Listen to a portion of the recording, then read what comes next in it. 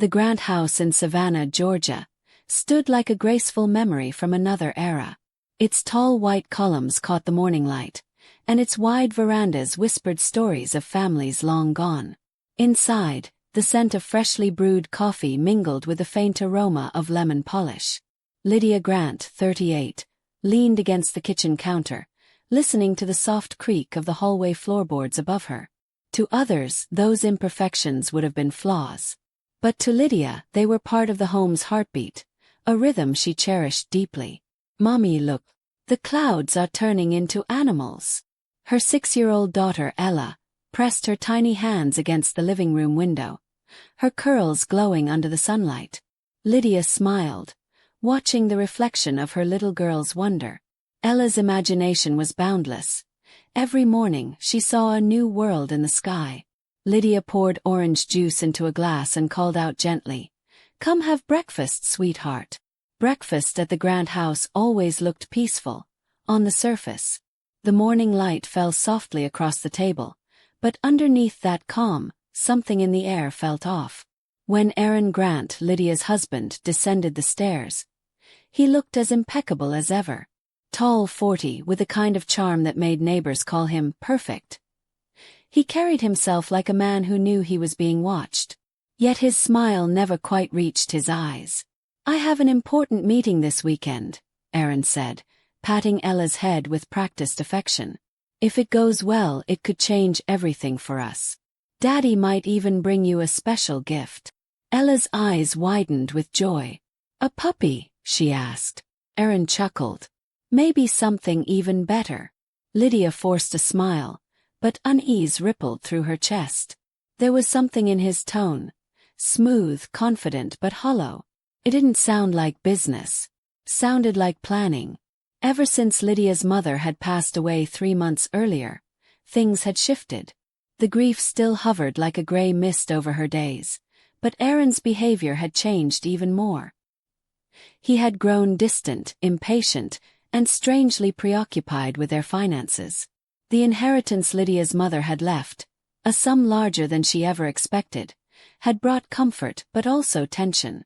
Aaron spoke often about investments and future plans, yet kept the details vague. And then there was Evelyn Grant, Aaron's mother, a woman who carried herself with grace but whose words always came dipped in quiet cruelty. She called often, her voice smooth as silk. "Lydia dear," she'd say, "I hope you're keeping the house in order. My son deserves stability." Lydia would bite back her replies, forcing politeness through clenched teeth.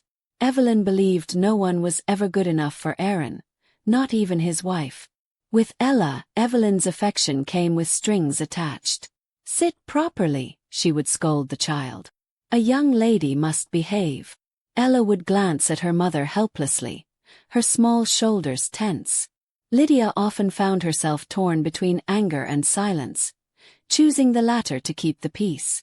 Yet every time Evelyn's visits ended, the air in the house seemed lighter, as though even the walls sighed in relief.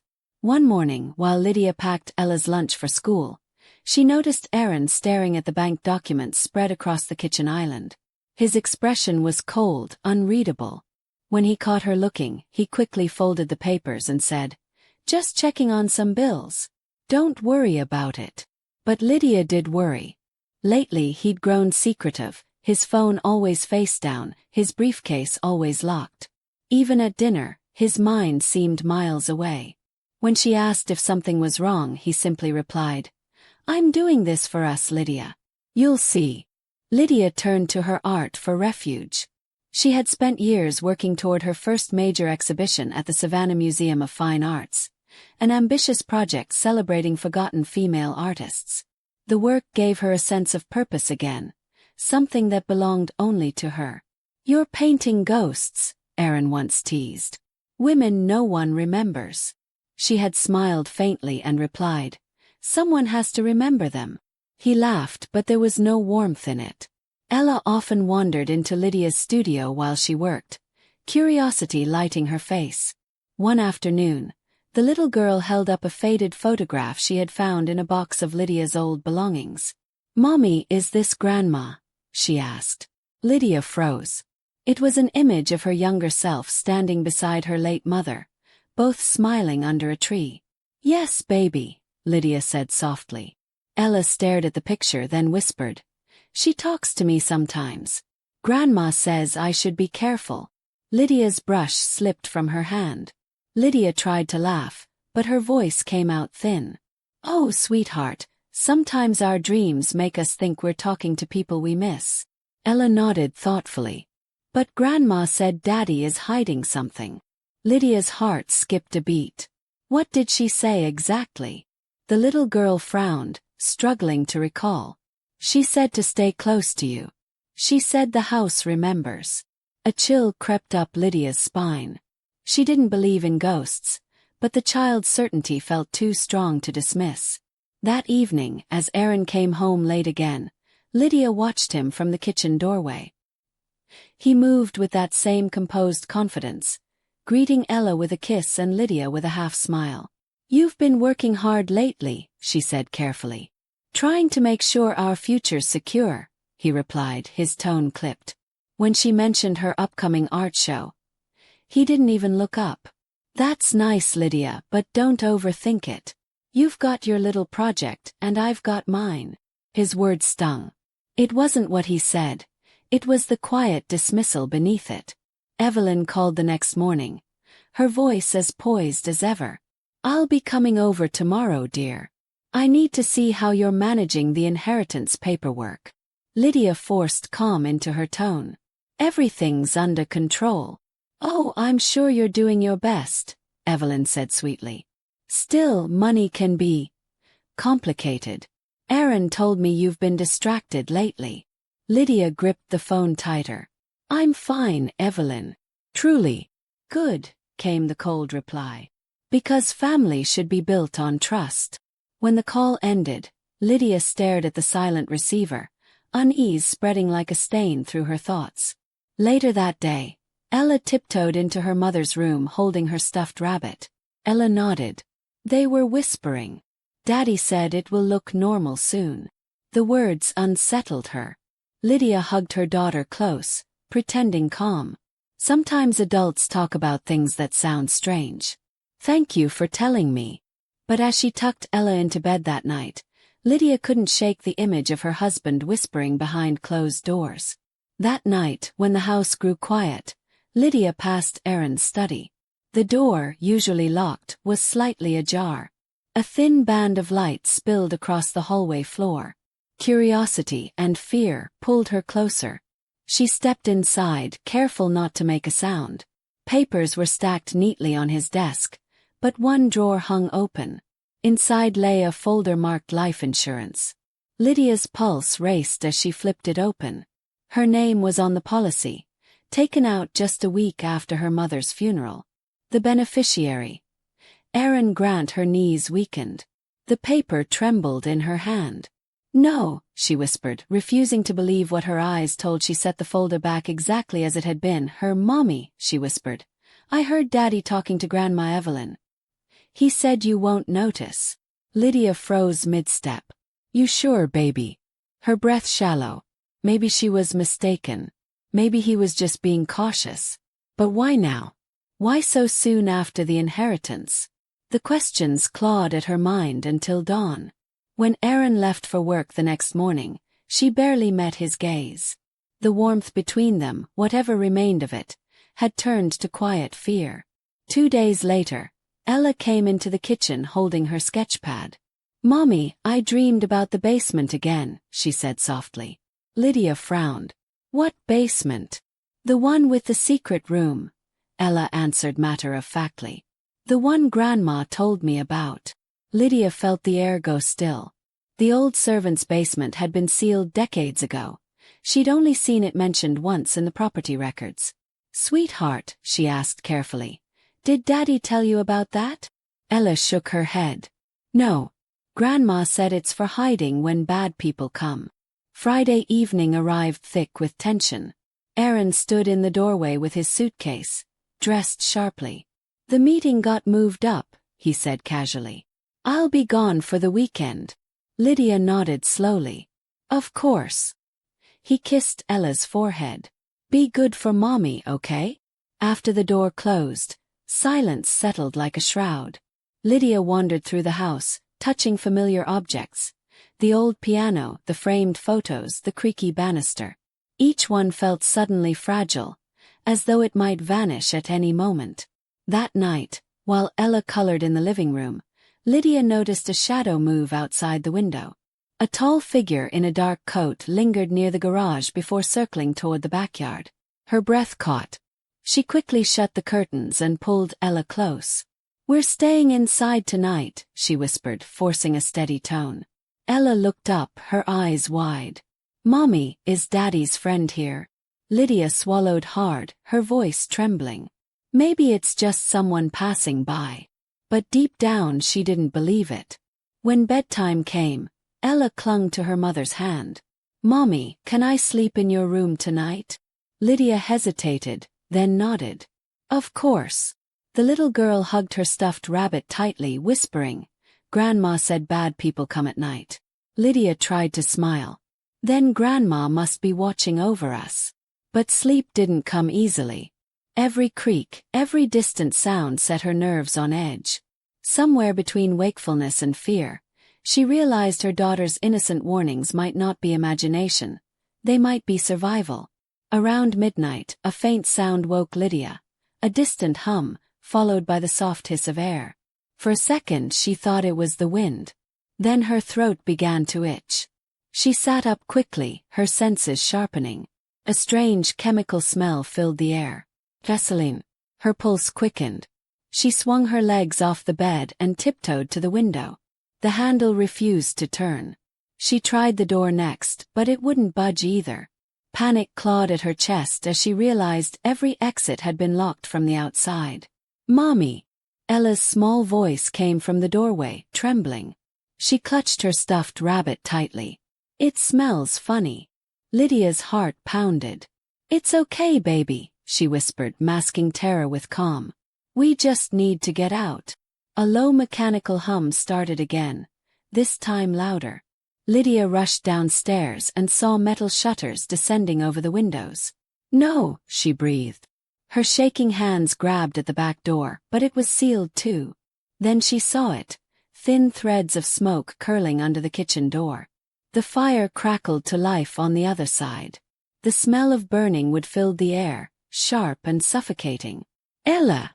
Lydia shouted, running back up the stairs. The child was waiting at the top, tears streaming down her cheeks. "Mommy, Grandma said the fire is coming." "What did she tell you, baby?" "She said to go behind the pantry."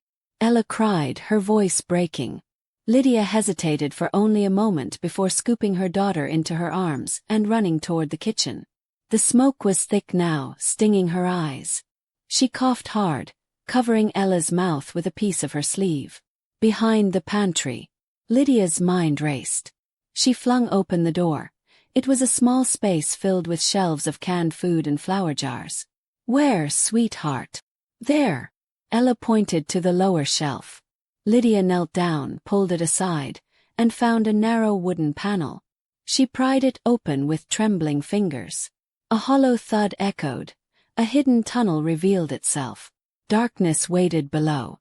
"Go, Ella," she urged. The little girl hesitated, her big eyes wide. "It's okay, Mommy's right behind you."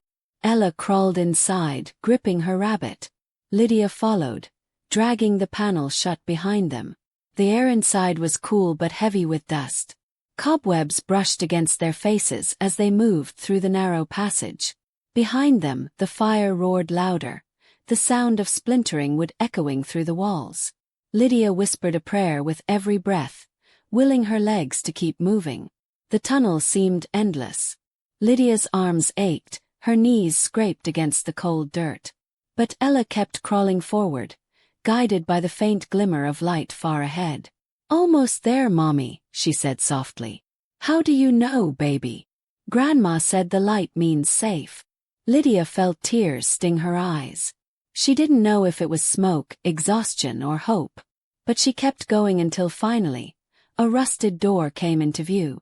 She shoved it open, coughing as fresh air rushed in like salvation. They stumbled into the night, collapsing beside the old garden shed. Lydia lifted Ella into her arms, both of them gasping for breath. Behind them, the house blazed like a monster set free, flames clawing at the sky, windows shattering under heat. Sirens wailed in the distance, growing louder. "Mommy," Ella whispered, pressing close. "We need to go to Miss Barbara's." Lydia nodded weakly. "Yes, sweetheart." She gathered what little strength she had left and ran barefoot across the yard, the night alive with sirens and fire. When Barbara opened her door, her eyes widened in shock. Lydia stood there, covered in soot, hair tangled, holding her trembling daughter. "Please," Lydia gasped, her voice breaking. "Call the police. Aaron set the house on fire. He tried to kill us." Barbara didn't hesitate. She pulled them inside, wrapping a blanket around Ella. "My God, Lydia," she whispered, grabbing the phone. Through the window, the inferno lit the neighborhood in red and orange. The home that once symbolized love was now nothing but burning memory. By the time the fire trucks arrived, it was too late. The house was a roaring skeleton of flames. Firefighters battled the blaze as neighbors gathered in stunned silence. Lydia sat on Barbara's porch, clutching Ella tightly. "This wasn't an accident," she kept saying, her voice hoarse. "He planned this. He wanted us gone." A detective with graying hair knelt beside her. "Ma'am," he said gently, "that's a serious accusation. Do you have the detective?" Lieutenant Harris studied them carefully, his face hardening. "This raises a lot of questions," he said quietly. "But it's a start." Ella tugged on her mother's sleeve. Her voice, though small, was steady. "Daddy said if Mommy was gone, everything would be his. He said it on the phone with Grandma Evelyn. And he said it should look like an accident." The officer froze. "When did you hear that?" 3 days ago, Ella replied. "Outside Daddy's study." Harris exchanged glances with his team. The quiet horror in the child's words changed everything, and by morning, the fire was out, leaving behind proof. With trembling hands, Lydia unlocked her phone and showed him photos she'd taken, pictures of the insurance papers. A blackened shell of the house that once held their lives. Yellow tape circled the property, and the air smelled of wet ash and smoke.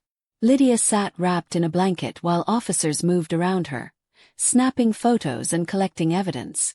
She felt detached, like a spectator in someone else's nightmare. When Lieutenant Harris returned, he crouched beside her again. "We found traces of gasoline around the property, poured deliberately near the kitchen and back doors," he said. "You were right, Mrs. Grant. This wasn't an accident."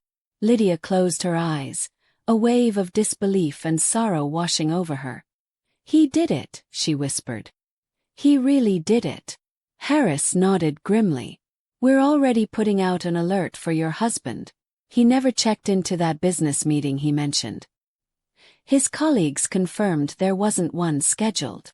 Lydia's throat tightened. "Where could he go?" "Anywhere," the detective replied. "But not for long." Ella stood nearby, silent, her rabbit clutched to her chest. Even at 6 years old, she seemed to understand more than any child should. By late afternoon, the news spread across the neighborhood. Reporters gathered beyond the police line, cameras flashing, voices rising with curiosity. "A husband sets fire to his home," one reporter said into a microphone. "His wife and child barely escaped." Barbara stood beside Lydia protectively, glaring at the cameras. "They should leave you alone," she muttered. Lydia shook her head. "Let them talk. Maybe if people know, he can't hide." The detective's car pulled up again. "We found something," Harris said. "He's on the move." Aaron Grant had been spotted at a gas station 50 miles away. Security footage showed him filling up his car, his face tense, eyes darting nervously. An hour later, state police stopped him on the interstate. In his trunk, they found a duffel bag full of cash, fake identification papers, and a burner phone.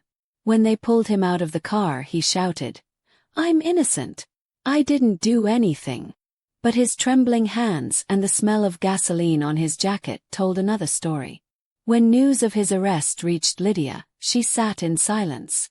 There were no tears left. Just exhaustion, and a hollow ache that went deeper than anger. Ella climbed into her lap and whispered, "Does this mean we're safe now?" Lydia kissed her forehead gently. "Yes, my love. We're safe." But deep down, she knew safety was only beginning to rebuild itself. Some wounds didn't fade when the fire went out. They lingered like smoke in the air, clinging to everything. During interrogation, Aaron's composure crumbled. "It wasn't me," he yelled. "It was my mother's idea. She pushed me to do it." Detectives exchanged glances, letting him speak. "She said we could start over once Lydia's inheritance was ours. She planned everything." His voice shook as panic took over. When police confronted Evelyn Grant, she scoffed. "My son has always been dramatic. Do you really believe I'd harm my grandchild?" But her eyes betrayed her calm. They flickered with guilt and fury. The perfect mask she'd worn for years began to crack. As the questioning continued, the truth unraveled. Financial records showed Aaron was drowning in debt. Failed business ventures, credit cards maxed out, and secret payments to a woman in another city. Evelyn had known everything.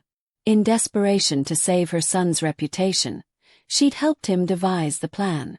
Together, they tampered with the security system, staged the insurance documents, and plotted to make the fire look like a tragic accident. What they hadn't planned for was Lydia's late-night vigilance, or Ella's dreams.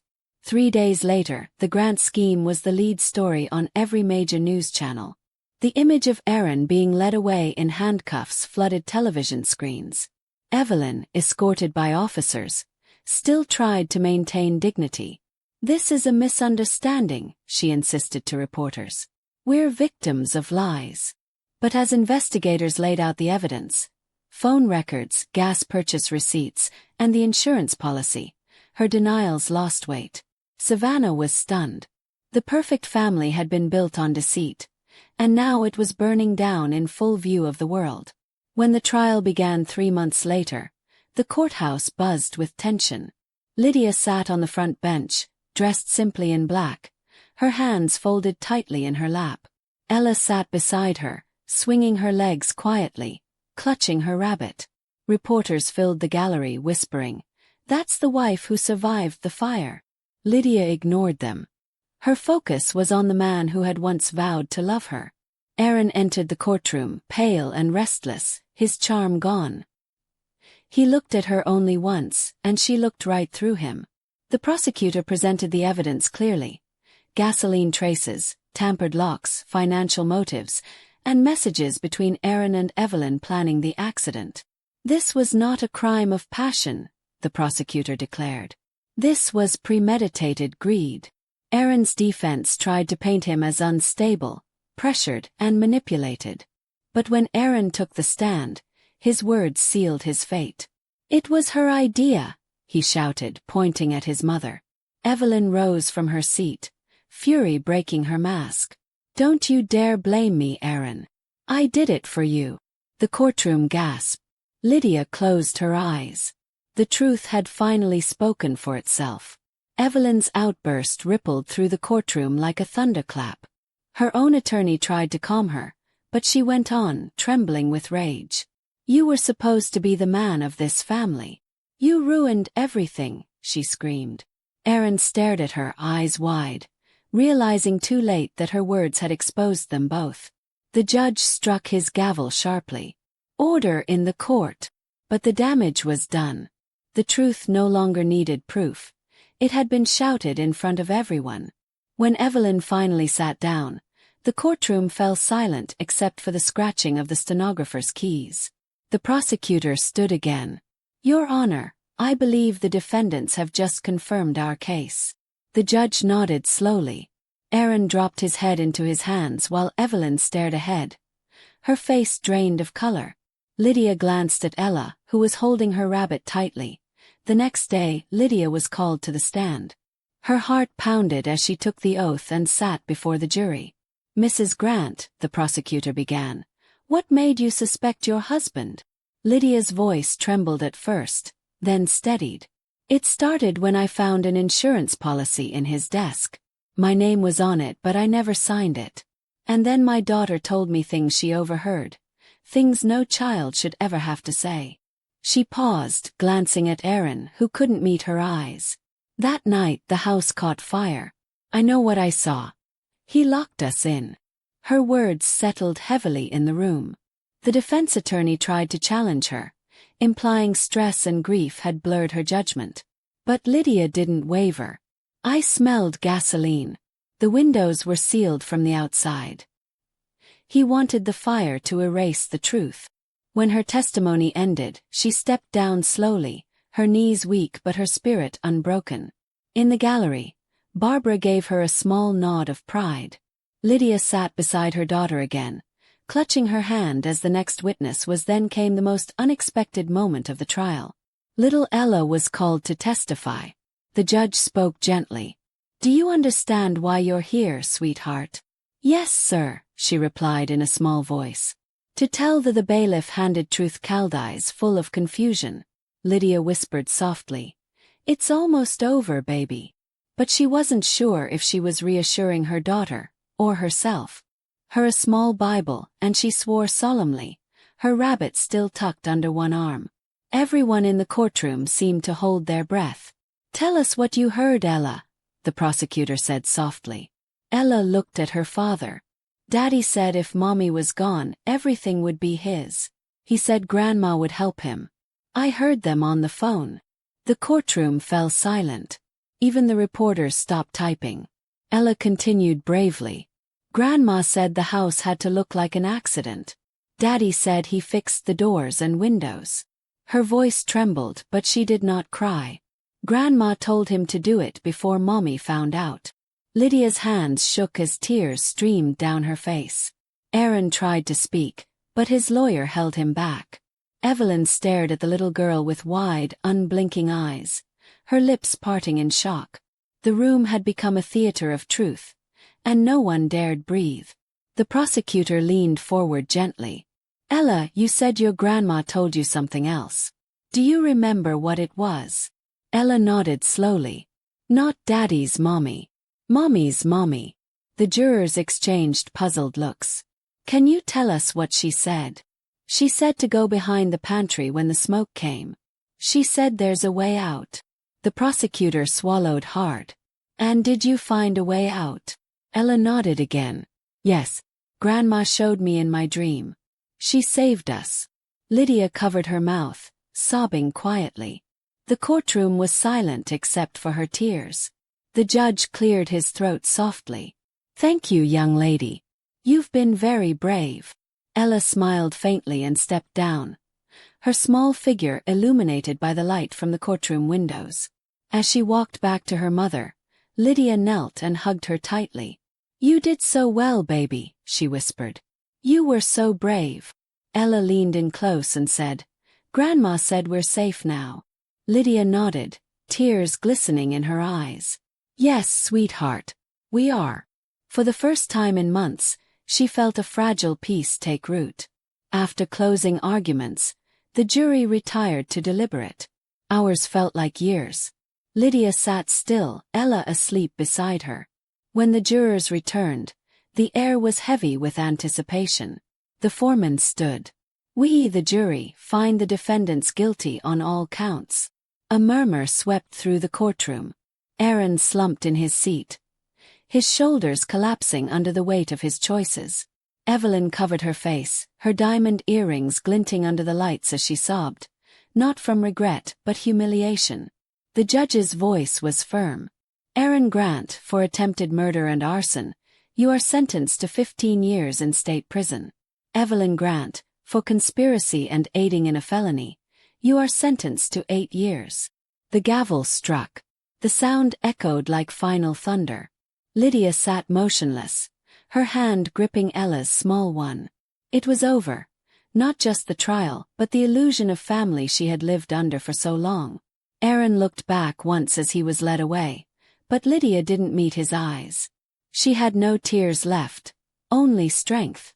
6 months later, autumn returned to Savannah. The wind carried the scent of pine and rain as leaves painted the streets in shades of gold and crimson. Lydia and Ella now lived in a small white cottage at the edge of town.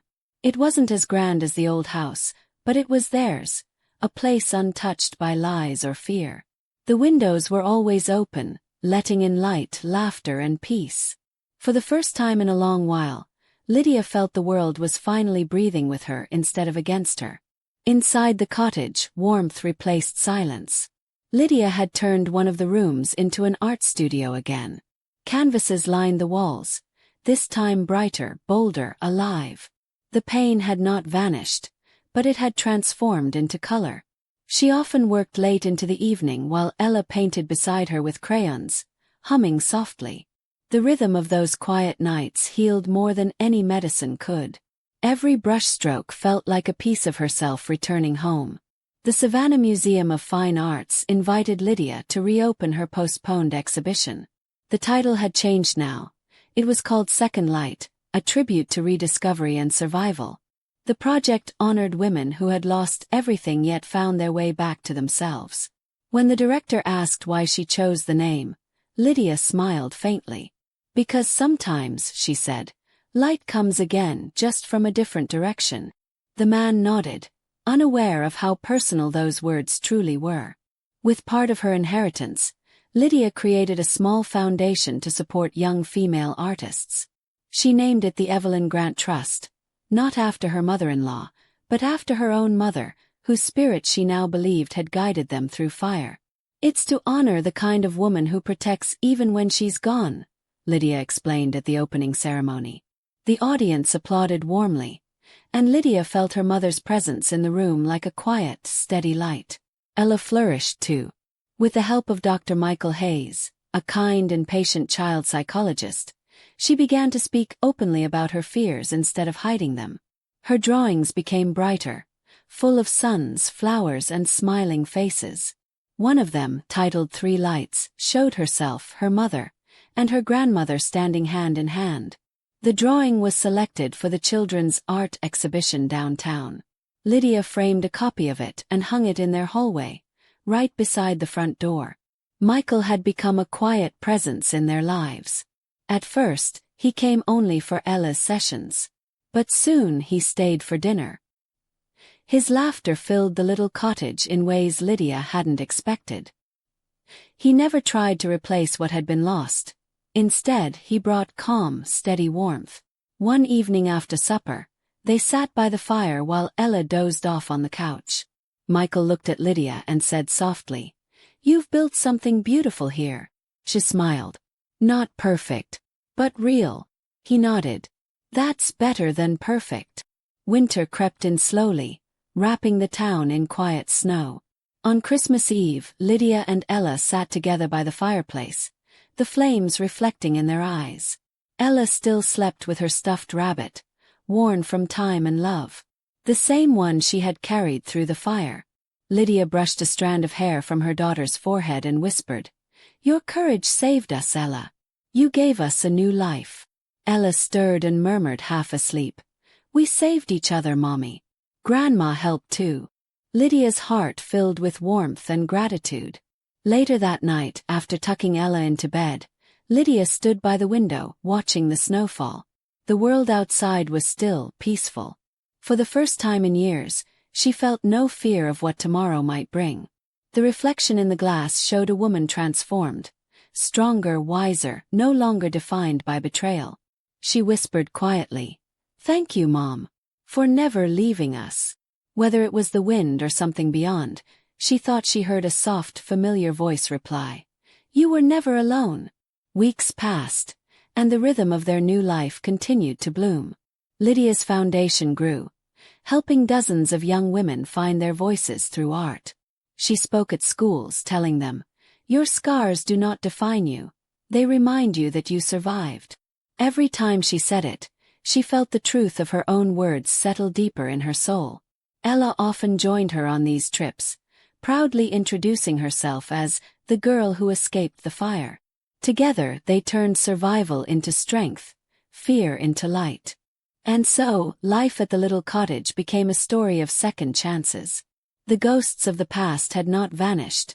They simply learned to rest. Lydia knew that love, real love, wasn't built on promises or perfection, but on kindness, honesty, and courage. As the fire crackled and the snow continued to fall, she whispered a silent vow to herself and her daughter. We will never live in shadows again. To everyone listening, she would later say, hold close those who love you truly. Listen when your heart warns you.